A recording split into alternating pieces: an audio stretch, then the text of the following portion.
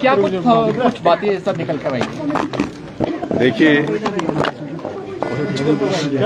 RDG के मामले में हमने अपने राष्ट्रीय अध्यक्ष खड़गे जी को, राहुल गांधी जी को, सभी मंत्रिमंडल के सदस्यों ने अपने विचार वहाँ व्यक्त किए कि ये प्रदेश के साथ बहुत बड़ा अन्याय हो रहा है। इसमें सरकार की बात नहीं है, ये प्रदेश के लोगों का हक है और एक अधिकार है। अगर ये अधिकार आज हम खो देंगे जो संविधान के द्वारा हमको दिया गया है, उससे हमें बहुत नुकसान होगा और भविष्य में इसको दोबारा लाने में बहुत मुश्किल होगी। तो ये बात हमने उनके पास रखी है और निश्चित तौर पर फाइनेंस मिनिस्टर से हमने मुलाकात करनी थी, लेकिन वो सोमवार को बेंगलोर गए हुए थे तो उनसे बात नहीं हो सकी। उसके बाद हम अभी आगे की रणनीति को आगे कैसे आगे बढ़ना है उस दृष्टिकोण से हम आगे बढ़ेंगे। क्या ये बात प्रोटेस्ट की तैयारी है सर? मुद्दे को उठाएगी या कांग्रेस के साथ? निश्चित रूप से हमने उनसे कहा है कि अब आरडीजी का मुद्दा किसी 17 प्रदेशों से संबंधित नहीं है। अब केरला की तुलना आप हिमाचल से करोगे तो गलत बात है। आरडीजी उन राज्यों के लिए थी जो राज्य का व्यय और आय के बीच अंतर है। जो राज्य के आय और व्यय के बीच ज्यादा अंतर नहीं, उनके लिए नहीं है। यानी कि एक्सपेंडिचर और इनकम के बीच के घाटे को पूरा करने के लिए भारत के संविधान द्वारा आर्टिकल 175/2 के द्वारा ये अधिकार दिया गया था। और इस दृष्टिकोण से आरडीजी के जो 16 फाइनेंस कमीशन ने नोटिंग की है, उसने उसे ना रिजेक्ट किया ना एक्सेप्ट किया। नोटेड का मतलब है कि भारत सरकार उसको अपने अनुसार उसको दे सकती है। नहीं तो क्या होता था, या तो एक्सेप्ट हो जाती है या रिजेक्ट हो जाती है। नोटेड का मतलब है कि उसको खत्म तो कर नहीं सकते, पर राज्य की परिस्थितियों के अनुकूल उसको दे सकते हैं। तो प्रदेश में पिछले इतने सालों से इतना 40 सालों से इतना घाटा प्रदेश में आता रहा। और जयराम ठाकुर जी को जब आरडीजी मिली, सबसे ज्यादा आरडीजी किसी प्रदेश में किसी समय में मिली तो जयराम ठाकुर जी को मिली। वो कोई इसलिए नहीं मिली थी कि जयराम ठाकुर जी ने अपना केस अच्छा प्ले किया, वो इसलिए मिले थी कि जो हमारा आय थी और व्यय में काफी अंतर था, उसकी परिपूर्ति के लिए मिली थी। क्या था? उसकी परिपूर्ति के लिए मिली थी। अब 54,000 करोड़ रुपया उनको आरडीजी मिली, 16,000 करोड़ उनको जीएसटी मिला। और जब जयराम जी मुख्यमंत्री बने उस समय लोन कितना था? 48,000 करोड़ रुपया।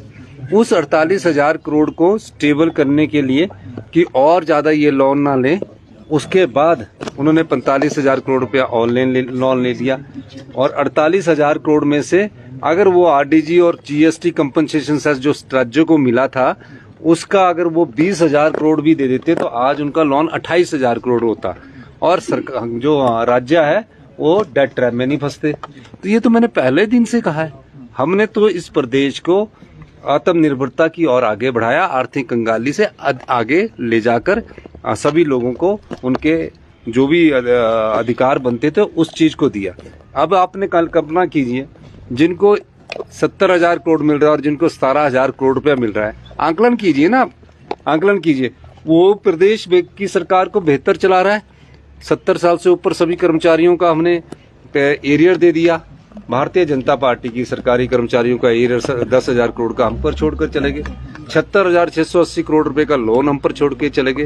तो जयराम ठाकुर जी ने इस प्रदेश की संपदा को लुटाया और जो आरडीजी मिली उसका भी दुरुपयोग किया। अगर उसका दुरुपयोग लोन को वापस करने में मिलता तो प्रदेश के हालात में ऐसी स्थिति पैदा नहीं होती। जंतर मंतर या कहीं और भी आंदोलन करेगी? देखिए, ये सब एक रणनीति के अंग है। ये आने वाले समय में आपके सामने धीरे धीरे सब आएगी। हिमाचल सदन में जो रेड हुई है सर, उस पर क्या कहेंगे? आप खुद वहां पर मौजूद थे उस रेड के दौरान। देखिए, जब हिमाचल सदन में रेड हुई, बड़ा दुर्भाग्यपूर्ण है और बिना वारंट के मैं वहाँ ठहरा हुआ था। और हमारे यूथ कांग्रेस के लड़के वहाँ आते हैं और उसका आज मैं देख रहा था कि भारतीय जनता पार्टी के प्रदेश अध्यक्ष ये कह रहे थे कि सीएम के ऑफिस से बुकिंग होती है। हमारे यूथ कांग्रेस के वर्कर है, सीएम के ऑफिस से बुकिंग नहीं होगी तो कहाँ से होगी?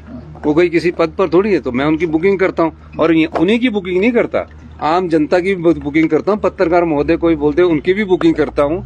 और कोई आदमी मेरे को फोन भी कर दे तो मैं उनकी भी बोल देता हूँ कि भैया इनको कमरा दे देना। कमरे का वो किराया देते हैं। और हिमाचल के लोगों के लिए हिमाचल भवन है। अगर वो ठहरे हुए थे, अगर किसी ने इस प्रकार की रेड करनी थी तो उसकी पहले जानकारी आरसी को दी जानी चाहिए थी। आरसी को भी जानकारी नहीं दी गई, मुझे भी जानकारी नहीं दी गई। मुझे तो हमारे विधायक सुरेश कुमार जी वहां ठहरे थे, उनसे पता लगा। और जो लोकतंत्र की एक प्रक्रिया है, लोकतंत्र में अगर कोई विरोध करता है, शांति प्रिय तरीके से विरोध करता, तो वो विरोध नहीं माना जाना चाहिए। अगर उन्होंने शांति प्रिय तरीके से बयान खोल के विरोध किया तो उसको विरोध नहीं माना जाना चाहिए। यूथ कांग्रेस ऐसे प्रदर्शन हमेशा करती रही। हम जब यूथ कांग्रेस में थे तब भी प्रदर्शन करते रहे।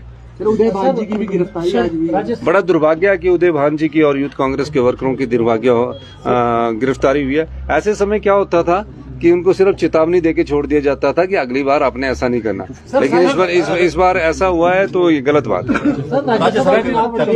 देखिए, राज्यसभा के चुनाव के लिए भी काफी दिन है और राज्यसभा के चुनाव का फैसला हाईकमांड करती है। माननीय श्री राहुल गांधी जी, श्री खड़गे जी राज्यसभा का कौन प्रत्याशी होगा उसका चयन करते हैं और उसके बाद हम उनको वोट डालकर राज्यसभा भेजेंगे। सर, आरडीजी को लेकर प्रधानमंत्री से अभी कोई टाइम नहीं मिला। मैं तो चाहूंगा कि इस मामले में भारतीय जनता पार्टी सहयोग करे, पर वो सहयोग करने के पक्ष में नहीं है। ये बड़ी विडंबना है। 15वें फानवे कमीशन के पास जयराम जी ठाकुर और भारतीय जनता पार्टी गई, प्रदेशाध्यक्ष भी गए कि आरडीजी मिलनी चाहिए। 16वें के पास भी गए और विधानसभा में हिमाचल के हितों और अधिकारों की रक्षा करने की बात आई तो वो हल्ला करते रहे। तो वो कहाँ प्रदेश के हित होंगे? तो जो जनता के हित और प्रदेश के हित की लड़ाई लड़ेगा, जनता भी सब देखती है। तो ये बड़ा दुर्भाग्य है। धन्यवाद।